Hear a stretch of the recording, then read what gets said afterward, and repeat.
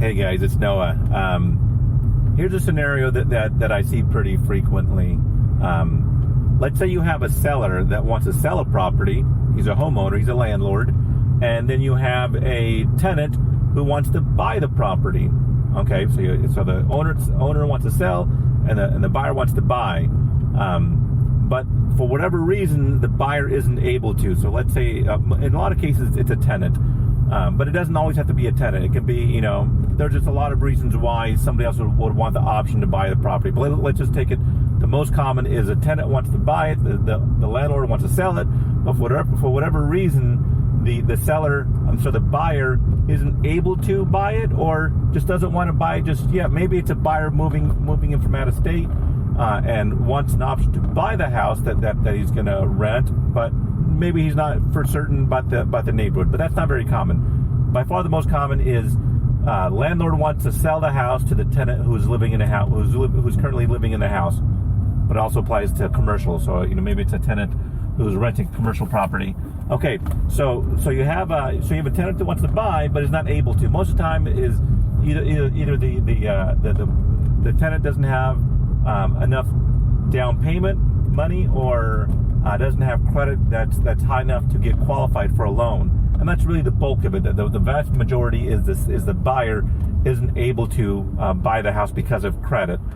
Maybe he has to clean up some stuff. Maybe his debt to income ratio isn't high enough, but for whatever reason, he can't do it. And so, but the landlord wants to sell. So the tenant says, hey, I want to buy, but I can't just yet. Of course, tenants don't want to move out, and I get it. It's kind of a pain to move out. So this structure on what can be done is called buying an option. So the seller says, hey tenant, I will sell you this right to buy the house at a later date. Okay, how much does that cost? That's all negotiable. I've seen it for as little as $5,000. I've seen it up to $80,000 to buy of course this is a much bigger commercial building, but $80,000 just to be able to buy the right to buy the building later. Let's use some really basic numbers right now, okay? So let's say the house is worth $100,000. Okay, so the landlord owns a house for $100,000 and the tenant wants to buy it. So the landlord would say, hey, Mr. Tenant, I'm just using rough numbers. I'm pulling them out of my hat. $10,000. The landlord says, tenant, if you want the option to buy the house, you give me $10,000 and I will give you the right to buy the house later. Now, usually, not always, but usually that $10,000 gets applied towards a purchase price. Usually it's 100% of that $10,000 gets applied towards a purchase price. So if the purchase price is $100,000, now the purchase price gets reduced by $10,000. That right to purchase, that option, it's called an option. That option is good for a certain amount of time. It's not good forever and ever. You can't hold the seller to that for 5 years or anything like that. That term is anywhere from generally, I've seen it as little as a month, I've seen it as much as 12 months, but generally the most common is either 3 months or 6 months. 3 months or 6 months, and somewhere in between that's not unheard of either. But usually 3 to 6 months, 3 or 6 months is most common.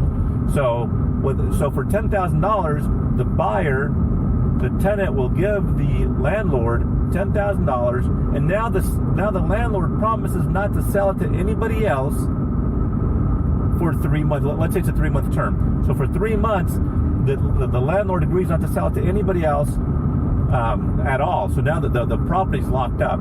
So after 3 months happens, when 3 months passes, now the tenant's able to buy it. He gets financing. He buys the property. The contract was for $100,000. The tenant put $10,000 down. So now the purchase price is now $90,000, and the transaction, the house is sold for $90,000. Everybody gets their money. The tenant gets the house, and the things are perfect. Okay, that's an ideal world. The tenant pays the seller $10,000. They wait 3 months. Then the transaction takes place. Kumbaya, everything is perfect. But now let's say that after 3 months, the tenant is not able to buy the house. Let's say, for whatever reason, things don't pan out. What happens? Well, the tenant is out $10,000. Now, and during this entire time, it's a regular rental agreement, just like it was before. However things were before that option went in effect, it just stays the same. So so after 3 months, the tenant now he lost that right to buy the house, and now the seller, the owner, he can sell that house to anybody else he wants, or he can sell an option to anybody else he wants. The tenancy part is completely separate. That's a whole separate contract. If you're a tenant, you have a rental contract. The rental contract is different from the option contract.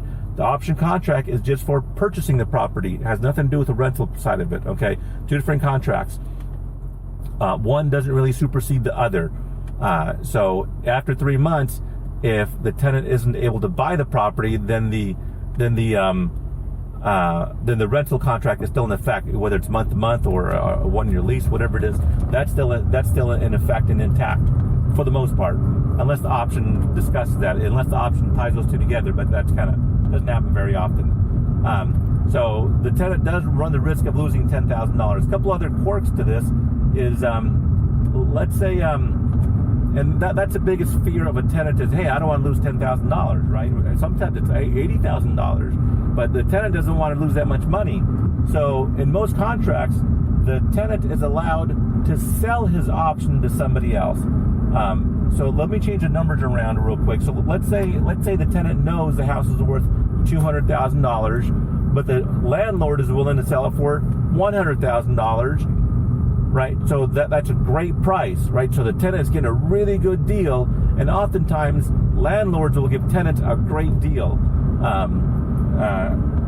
So the tenant buys an option. Let's say it's $10,000. So he's in 3 months he's going to buy the house for $90,000 for a house he knows it's worth $200,000. It's a really sweet deal. But let's say in 3 months the tenant just can't do it. The tenant cannot come up with the wherewithal to be able to execute and buy the property.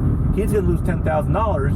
Not only that, he's going to lose the opportunity to buy a $200,000 property. It's super cheap. So what the tenant can do is sell his contract, sell an option to somebody else. Maybe he has a cousin, a neighbor, a friend that is interested in buying the right to buy the house. Okay, so in that particular instance, the tenant can choose how much to sell that contract for. Right now the tenant in this particular scenario, the tenant is in at $10,000. So that tenant can then sell that contract to somebody else. Obviously, the tenant wants to get at least his money back, his $10,000. And so maybe he wants to sell it to his cousin for $20,000. Hey, cousin, for $20,000, you can have this. You can have the right to buy this house that's worth $200,000. It's still a really good deal. How much the tenant sells it for is completely up to the tenant. He can double his money. He can ask for $5,000. Obviously, the tenant will lose $5,000 on the deal. If the tenant's in it for $10,000 and he's going to sell for $10,000, it's break even, right? The tenant didn't lose anything. But hopefully the tenant can make some money, sell an option to somebody else for more money, and the tenant makes a little bit of money. But worst case scenario, you have to sell it for less than what you have into it. And that's negotiable between the tenant and whoever he's going to sell the option to. Okay. Now, a couple of downsides is, what if so let's say you buy the house for $100,000 and let's say it's a 6-month term. Actually, let's say it's a 1-year term. It's kind of crazy, but let's say it's a 1-year term. So in 1 year from now, you have the property locked up, and it only costs you $10,000. So you pay $10,000, and during this time, if it's a rental agreement, you're still paying rent. Remember that the rental agreement and the option agreement, two separate things. You're still paying rent like normal. Rent's still due. You can still be evicted. You can still, everything that's involved with the rental contract is still in place. That's not affected. The option is a completely separate thing. It doesn't absolve you from paying rent. So you're paying the $10,000 to buy the option, and then you're still paying regular rent. Okay, but let's say you get a really sweet deal, and the landlord's going to give you a 1-year option for $10,000 for 1 year. Okay, so you don't have to buy the property for 1 year. Now, keep in mind, the option is up to 1 year. If you want to buy it tomorrow, you can. Generally, read the contract, but generally you can buy it tomorrow. You can buy it in 1 month. You can buy it in 6 weeks. Whatever you want. It's just up to 3 months or 12 months, whatever it is. But let's say it's 12 months. So you buy the contract, $100,000. That's a purchase price. $10,000 cost to the option is going to cost you $10,000. So in 1 year, you'll now have to come up with $90,000. Okay, but let's say the property value plummets. Let's say it's no longer worth $100,000. Let's say the economy crashes and now the property is worth only $50,000, right? So you're like, dude, why would I want to buy a $50,000 property for the purchase price of not $90,000? I don't want to do that. So the tenant can then walk away and say, never mind, I don't want it. The tenant does lose his $10,000, but he doesn't have to go forward with it. Okay. Now you can negotiate with the tenant. The tenant can negotiate with a landlord to come up with another price, but that's a two-edged sword, right? There's two sides to that coin.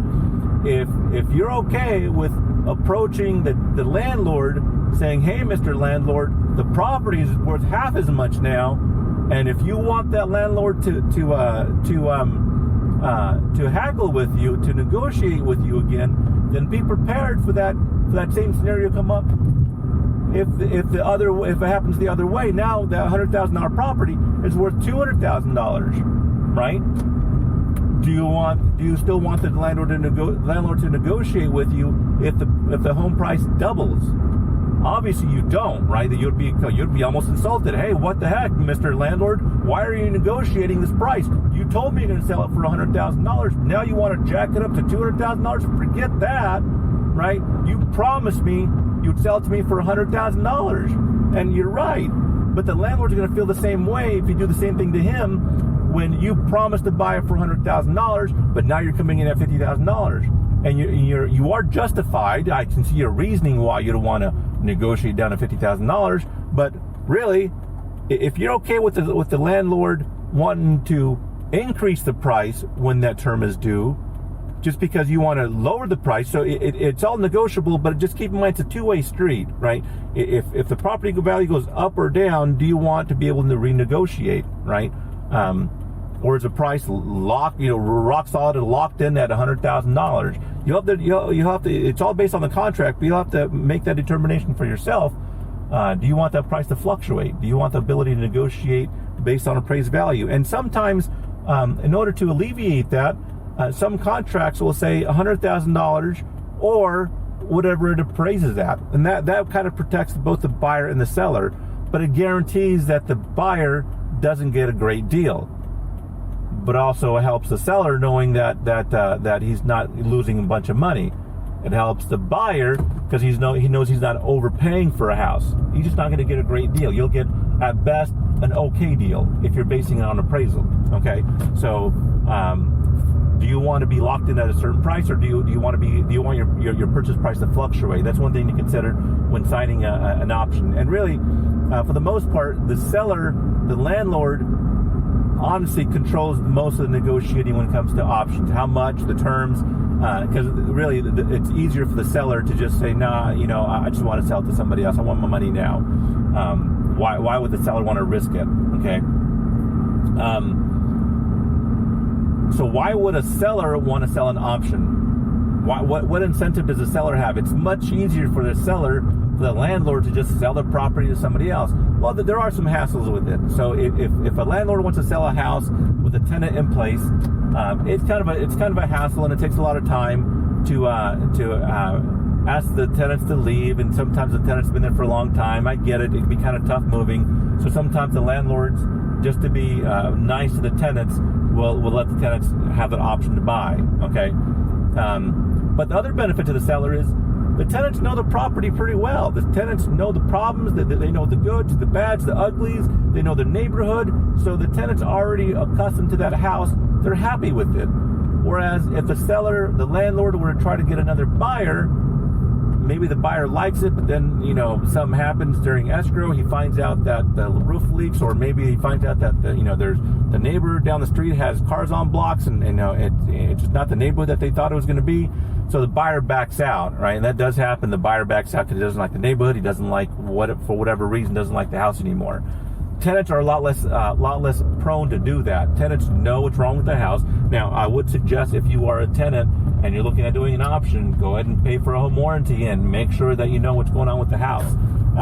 It costs about $500, and you'll get a home inspector go out there to tell you everything that's wrong with the house. Because really, as a tenant, all you know is the walls, right? What's painted on the walls, but do you know what's behind the walls? Do you know about the electrical? Maybe there's some other problems in the attic. So it's a good idea to get a home inspection done by the tenant. Tenant has to pay for out of pocket.